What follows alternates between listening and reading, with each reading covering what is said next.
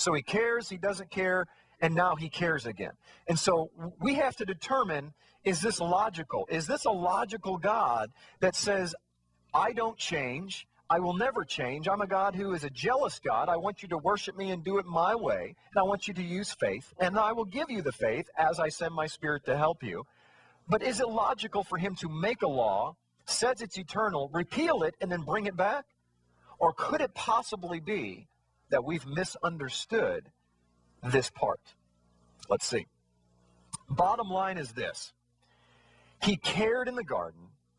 He cares when his son comes back. He says that the seventh-day Sabbath is forever. It's logical to assume that he still cares. But we're going to test this theory and find out if it actually holds water in the next 30, 40 minutes.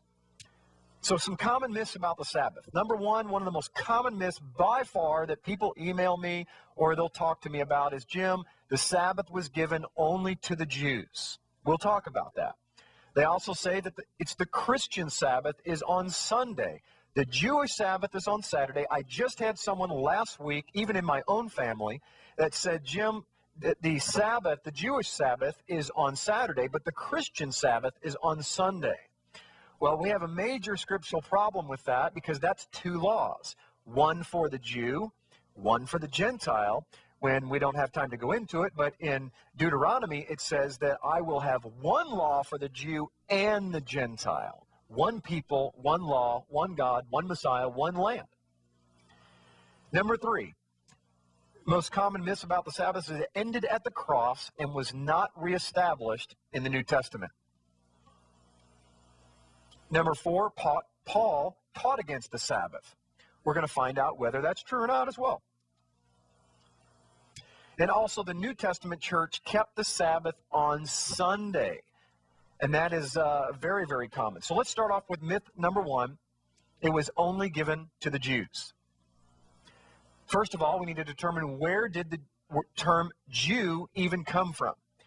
Well, it's very important to understand this before we go any further, because this is probably by far one of the biggest misconceptions of the entire Bible, and I'm going to talk a little bit about it a little bit later, is that there is the Old Testament, which is for the Jews, and the New Testament is for the Christians.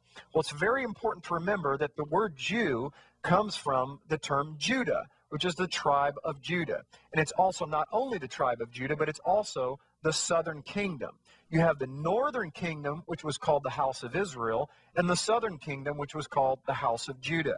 Over time, eventually, the house of Judah became known as, the Jews. And so that's why we have Jews today, is because the Jews came back from captivity in for 70 years in Babylon back in 586 BC, where the northern kingdom never came back. They assimilated into the nation. So today, the word Jew can mean Israel, but Israel of the Bible is all 12 tribes.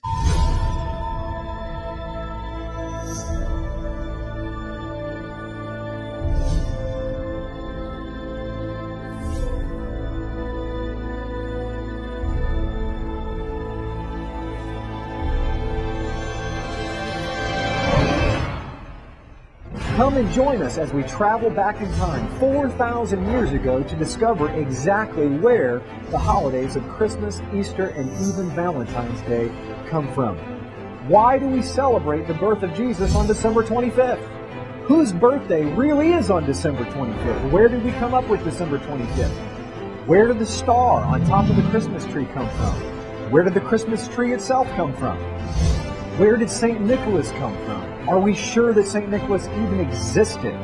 Have you ever wondered where the famous phrase, ho, ho, ho, comes from?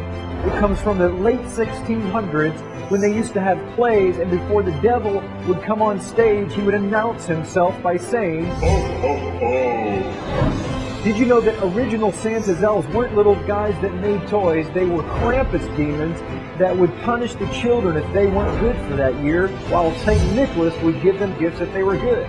Who is the Easter Bunny? Where did we get Easter eggs from? Why do we celebrate Easter on the first Sunday after the vernal equinox?